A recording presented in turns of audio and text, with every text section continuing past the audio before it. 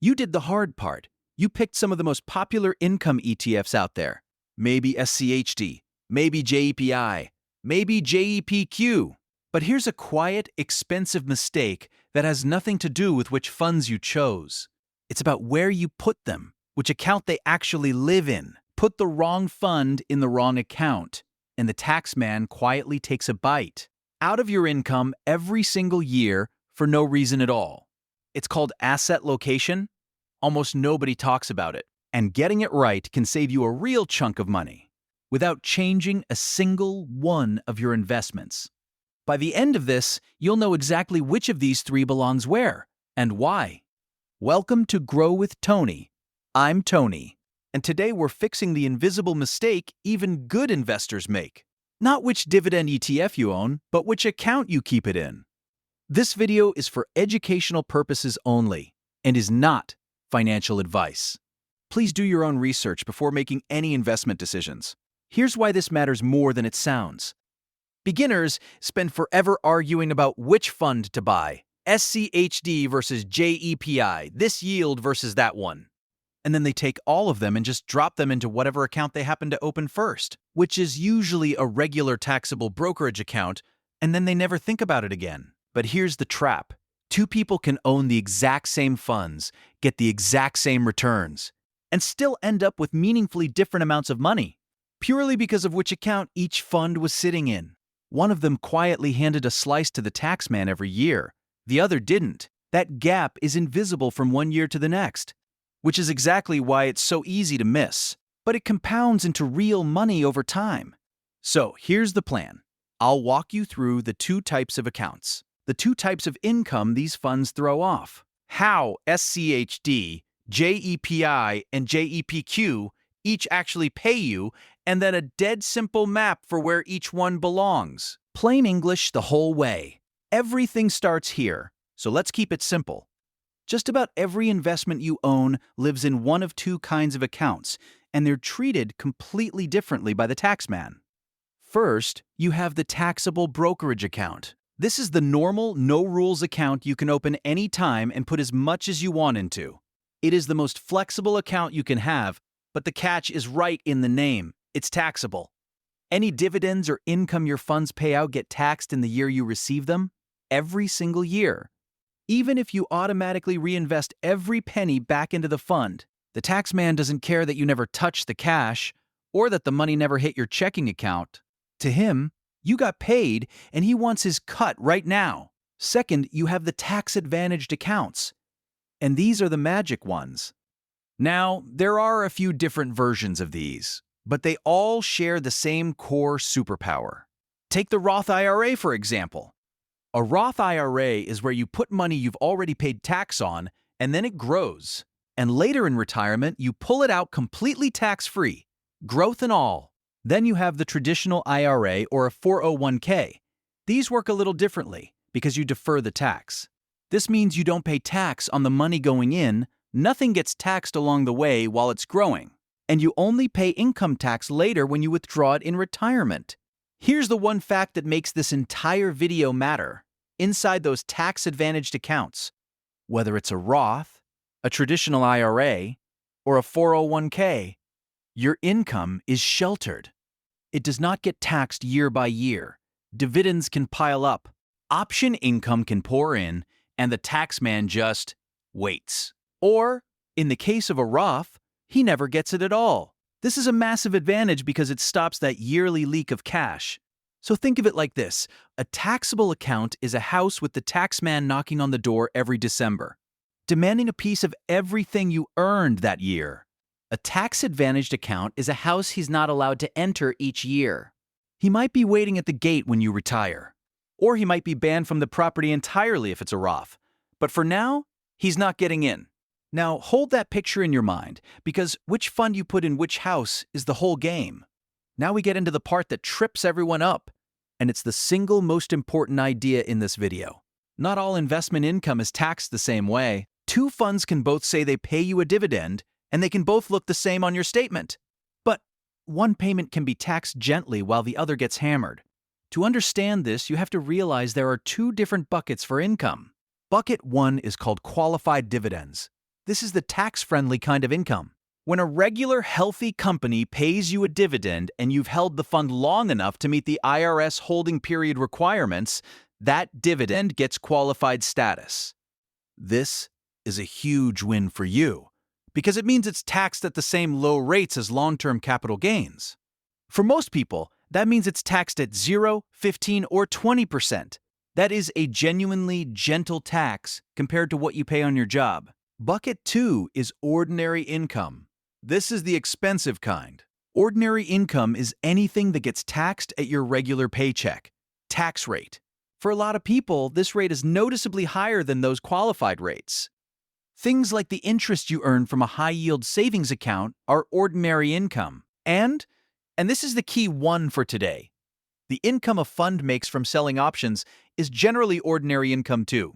Now here's why this matters so much for where you put a fund. If a fund pays you mostly qualified dividends, it's already pretty tax-friendly.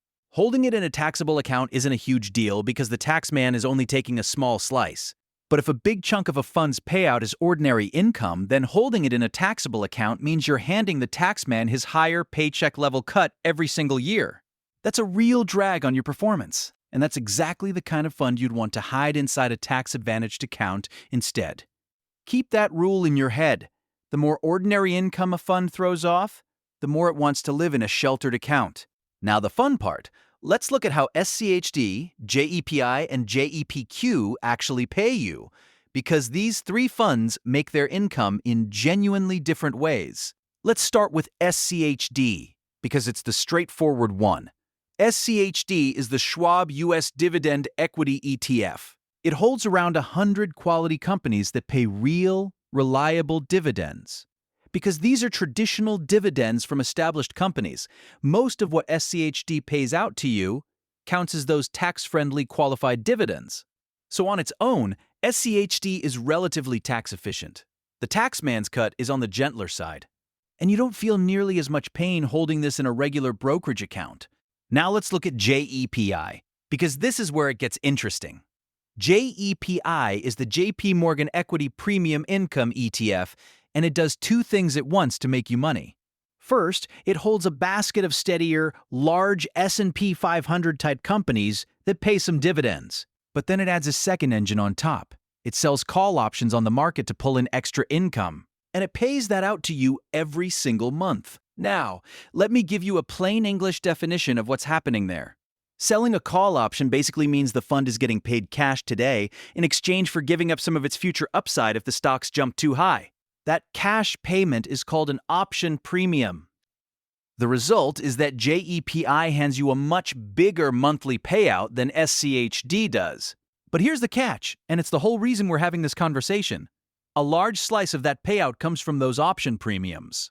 And option premium income generally gets taxed as ordinary income. That's the higher taxed kind, not the friendly qualified kind. So while the check you get from JEPI is bigger, the tax bill attached to it is also much steeper if it's sitting in a taxable account. Then there's JEPQ. JEPQ is the same kind of covered call income machine as JEPI, but instead of the broad S&P 500, it's built on the NASDAQ 100. This means it leans hard into big technology companies. Because tech stocks tend to move more, JEPQ tends to pay even more and swing even harder, both up and down. But just like JEPI, a big portion of that fat payout is ordinary income. So let's line them up. SCHD's income is mostly the low-tax qualified kind. JEPI's and JEPQ's much bigger monthly payouts are largely the high-tax ordinary kind. That single difference is the entire key to where each one belongs. Now, I want to give you one honest note before we place them. The exact yields, the fees, and the precise tax breakdown of each fund's payouts all shift over time. The market changes, and the way these funds operate can shift slightly. So please, don't take a specific number from any video as gospel. Pull up each fund's official page for the current figures. What won't change is the shape of the thing. JEPI and JEPQ pay more but throw off more ordinary income, while SCHD pays less but it's gentler on your taxes. All right, now we can actually solve it, and it comes down to one clean principle. Put your most tax-inefficient funds, the ones spraying out lots of ordinary income, inside your tax-advantaged accounts first, where that income doesn't get taxed every year. That idea has a name, asset location. Now, don't confuse this with asset allocation. Asset allocation is what you own, like having 60% stocks and 40% bonds. Asset location is where you keep those things. It's the difference between putting your milk in the pantry or putting it in the fridge. The milk is the same, but the location determines if it stays fresh or goes bad. JEPI and JEPQ are the poster children for this. That big, juicy monthly income is largely ordinary, so in a regular taxable account, it would get taxed at your higher paycheck rate year after year. This creates a real, repeating drag on your wealth. But if you tuck JEPI or JEPQ inside a Roth IRA, a traditional IRA, or a 401k, that same income compounds without the yearly tax bite. And in a Roth specifically, it's beautiful. That fat monthly payout can grow and eventually come out completely tax-free. It is the exact same fund, but you get a wildly different after-tax result, just because of the account it sat in. SCHD, on the other hand, is the flexible one, because its dividends are mostly qualified and already taxed at those low rates. SCHD is perfectly comfortable in a taxable account. It's great in a tax-advantaged account too, of course. There's no harm in putting it there. But if your sheltered space is limited and you have to keep something in the taxable account, SCHD is the natural pick. It doesn't need the shelter as badly as the others do. And let's zoom out beyond just these three, because this principle is universal for any income investor. Your high ordinary income, high payout funds go into the sheltered accounts first. Your simple, low-yield growth funds are totally fine in a taxable account, because they mostly just quietly grow and you don't owe tax until you actually sell the shares. Income that gets taxed every year wants shelter.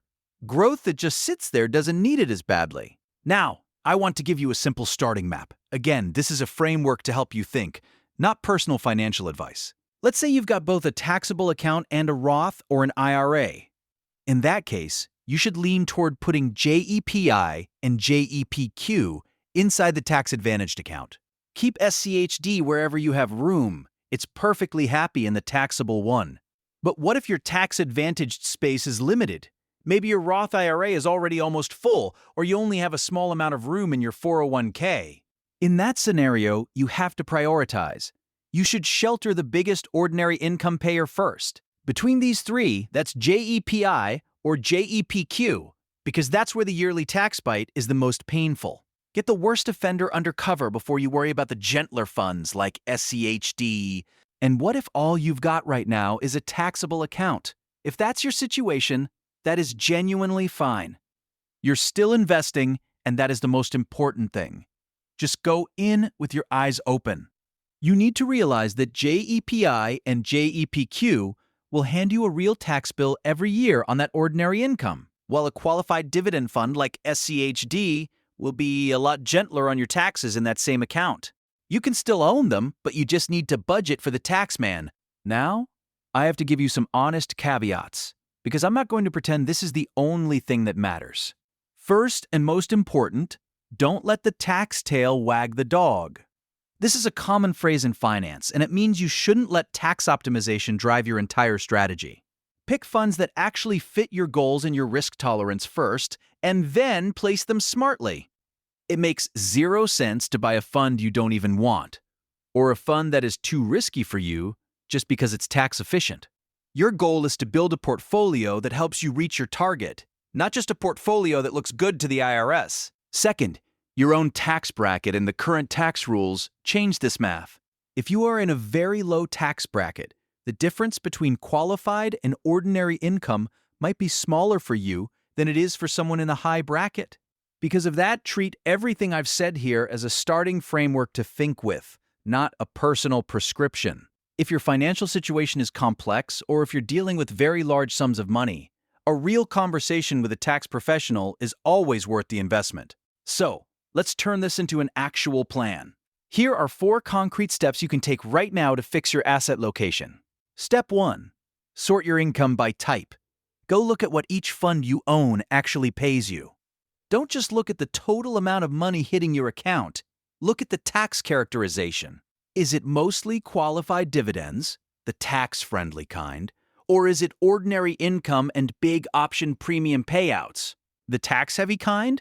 You can't place your funds well until you know which bucket each one actually falls into. Step 2. Shelter the tax-heavy ones first. If you own JEPI or JEPQ, that ordinary income really belongs inside a Roth, an IRA, or a 401k before it belongs in a taxable account. If you have space in those accounts, moving your high ordinary income funds into them is the single highest value move you can make here. Step 3. Check the source, not a video. I've given you the general shape of these funds, but the details change. Pull up each fund's official page for its current yield and its distribution breakdown. At the same time, get clear on which of your own accounts are taxable versus tax-advantaged.